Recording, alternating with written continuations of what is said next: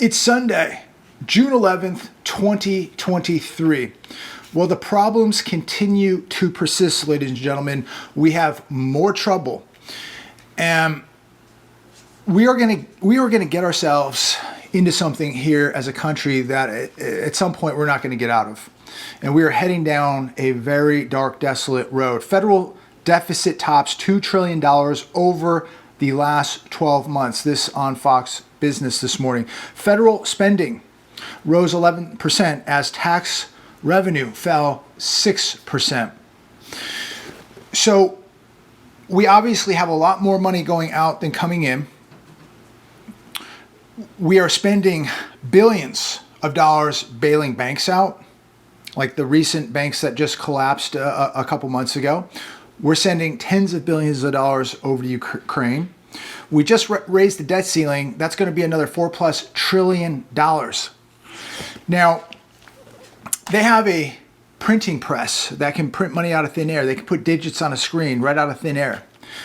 If you did this, you would go to prison for counterfeiting. This is exactly what they're doing. They're counterfeiting the US dollar by just printing it, by putting digits on a screen. That's exactly what it is.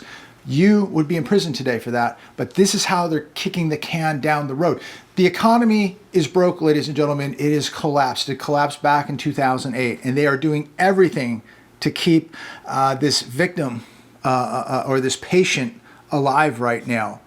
And they're trying to resuscitate it. They're trying to pump it with tons of dollars, and it's just limping along. But this patient is never coming back. It is literally on life support right now.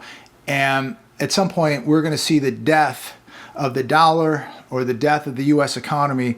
I don't know how it's all going to play out, but you cannot be running a $2.1 trillion deficit, ladies and gentlemen. Think about your own household. If you had more money going out than coming in, eventually things break.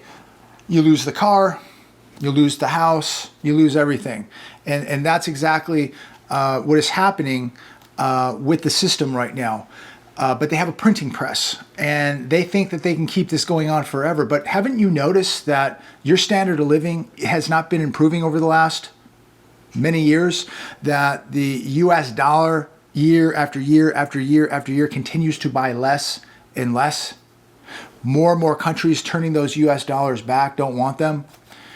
Federal deficit tops $2 trillion, ladies and gentlemen, and people are telling you and I that everything is okay. Nothing to worry about. You should be jumping into the stock market. You should be buying a new car. You should be running up your credit card. You should go buy a house today. With a $2.1 trillion deficit, and it's getting worse. Please like this video. Please subscribe to this channel. Please share these videos everywhere. It's extremely important. Now, I want to shift gears here a little bit. We have a cat named Jimmy. I don't think he's ever been on the show, but he's a big cat. He's around here somewhere. But he was playing with Kona the other day, and he got bit, and it was no big deal. But he was scratching the wound a little bit, and it started getting worse and not looking too good. So we had to take him to the vet. $425 later, Jimmy's doing just fine. He's bounced back quickly, but $425 to take care of Jimmy the cat. And you look at 44% of this country doesn't even have $400 saved up for an emergency. Think about how many people right now that would have to take their dog or their cat to the vet, or worse yet, they would have to take themselves or their child to an urgent care, and it would cost much more than $400. They wouldn't be able to do it. I feel blessed that, we can do that, and Jimmy's doing great, and we'll get him on the show one of these days. But $425 just to take a cat, and we love him to death. He's part of the family. But to take a cat to a vet, what would it be to take your child to urgent care? $1,000? $1,200? Half this country basically could not do that at this point. Also, a couple things I wanted to note on. Went to the store the other day. I had a taste for a candy bar. I love Chunkies. I don't know if you've ever had a Chunky. I've had Chunkies since I was a little kid. I cannot believe how small the chunky bar is. It's 1.2 ounces. I picked one up. I should have taken a video of it, but literally it was like this big. 200 calories. They used to be 240 calories, so 40 less calories. 1.2 ounces. I don't know how big they used to be, but they were a lot bigger than 1.2 ounces. And guess what? The price is, I think it was $1.75 at Walgreens for a chunky bar. I had to pick up some shaving cream also while I was at Walgreens. The can literally looks like it's half the size and it's more expensive. So we are continuing to see shrinkflation take place. You're paying more, you're getting less, the quality of the product is not as good either. And this is going to continue. It's going to continue. Check the packaging too. You may be getting the same size package, but what's in it is a lot less. We are in a different world, ladies and gentlemen, no doubt about it. And I noted this too, and I wanted to talk about this. If you're in a bad place today, it could be physically, could be spiritually, could be financially. If you're in a bad place today, you need to do something about that right now. I was watching Mike Glover. He wrote a couple books. I think one of them was called Prepared.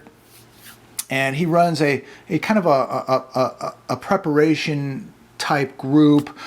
And he was a Green Beret, worked for the U.S. government for many, many years, and I really enjoy his stuff. But he brought something up that was very interesting to me, and it's the word denial. And he says denial is the biggest threat.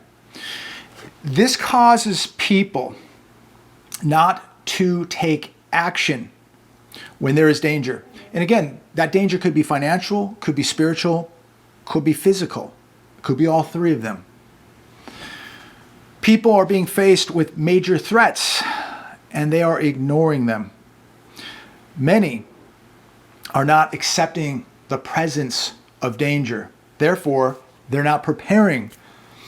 So people right now are looking at their checkbooks. People are looking at their debt right now and they're ignoring it. And this is a big, big danger. Spiritually, people are denying themselves God. And that is extremely dangerous because we're only here for a short period of time. Do you know where you're going after this? Nobody's perfect. I'm not here to preach to anybody. I'm not a preacher by any means. But I feel a lot more comfortable and a lot less fearful of dying because I know where I'm going. But while I'm here, I want to be financially secure. I want to be physically secure. And so we cannot deny and use denial to solve our problems. We need to take action. So, if you're suffering financially, you need to figure it out today. Maybe you got to get a side hustle, 2 side hustles. You got to figure it out. You got to get the debts paid down. Physically, if you look at yourself today, could you be doing a better job? Many people out there probably would say, "Hey, I'm in bad shape, but I can't get off the couch." You got to do something about it. You got to get off the couch. You got to get motivated. You got to stop denying that this is okay. People use denial like, I'm only a few pounds overweight. My health isn't that bad. I only owe $8,000 in credit card bills. God's not coming tomorrow. I'll figure it out later. These are things we all need to be dealing with and facing right now, because the worst thing you could do right now is be unprepared. People are dismissing the danger. And an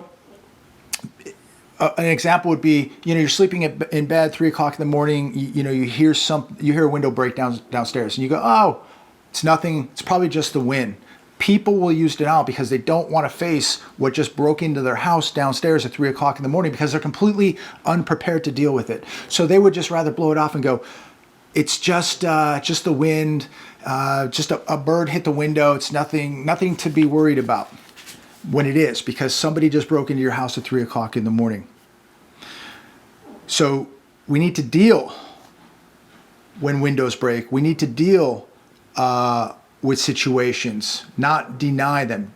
Denial is going to get you hurt, ladies and gentlemen. If you're in La La Land right now, and a lot of people are in La La Land, and you're at the wrong place at the wrong time, you're going to be a victim, period. And too many people don't want to face the fears. They don't want to face reality. They want to stay in denial, and they want to stay in la la land. They want to stay in their little bubble.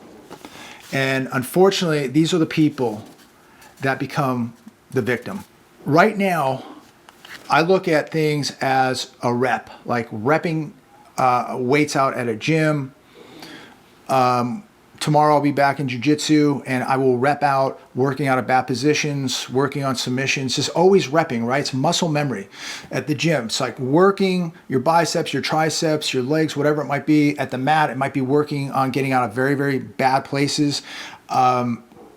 Might be working on submissions, but you can't not do something a couple times and expect to master it. You've got to do it thousands and thousands and thousands of times.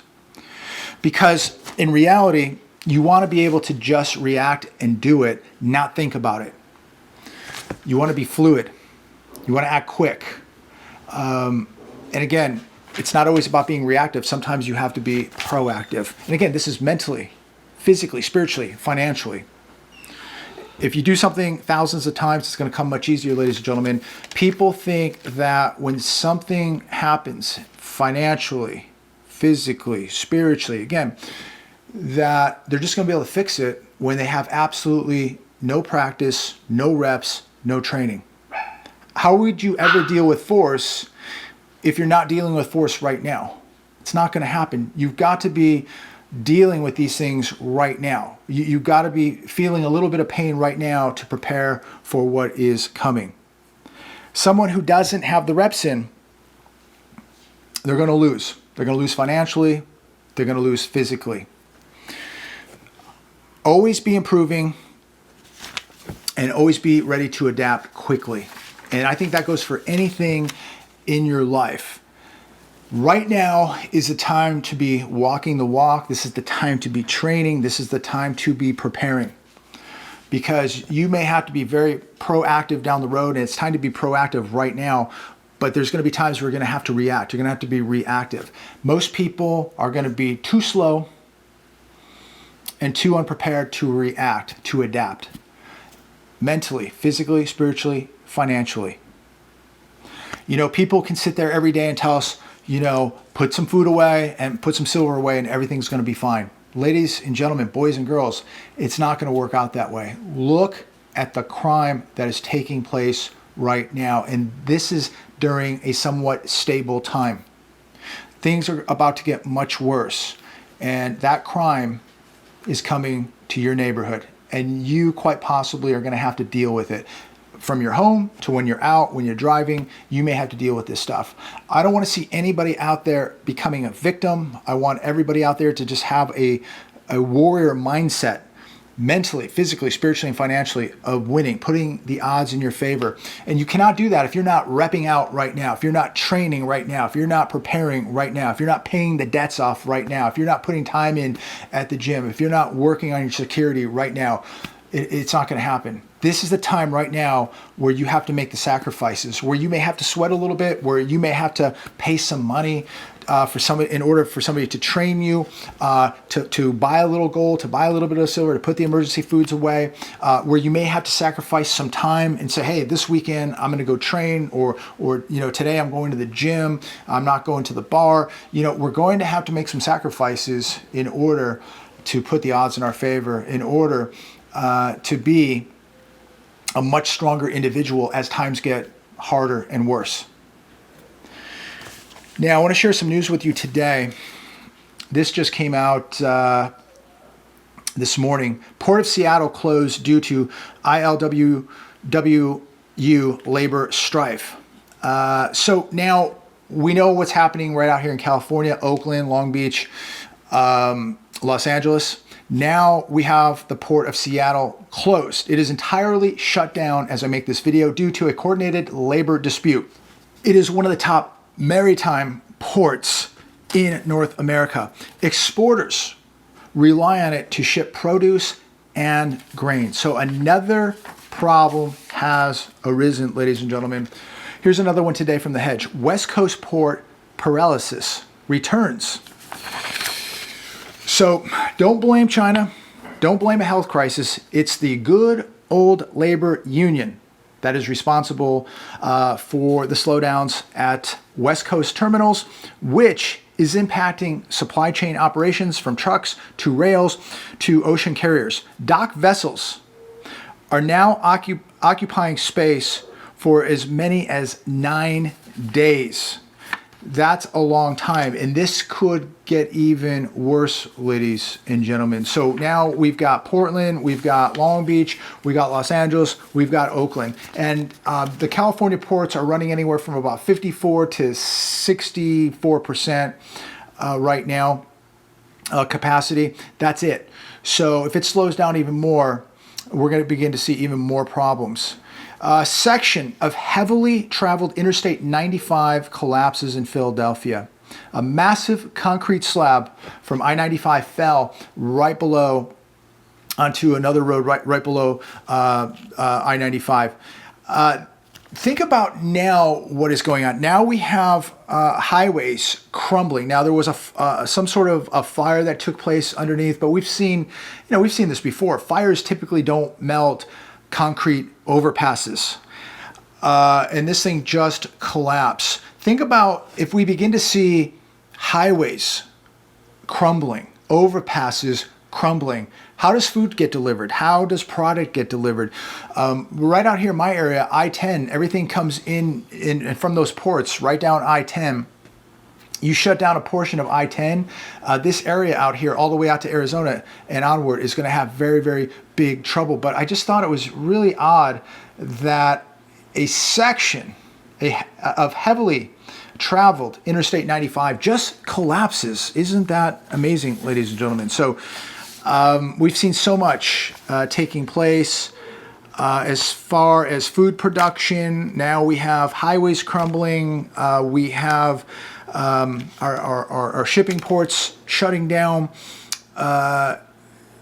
and a $2.1 trillion deficit. It just goes on and on and on, doesn't it, ladies and gentlemen? So I just wanted to bring that up to all of you. Please comment down below. Let me know your thoughts on any of this. And of course, Wednesday, the Fed will come out, and many now saying that the Fed is going to pause.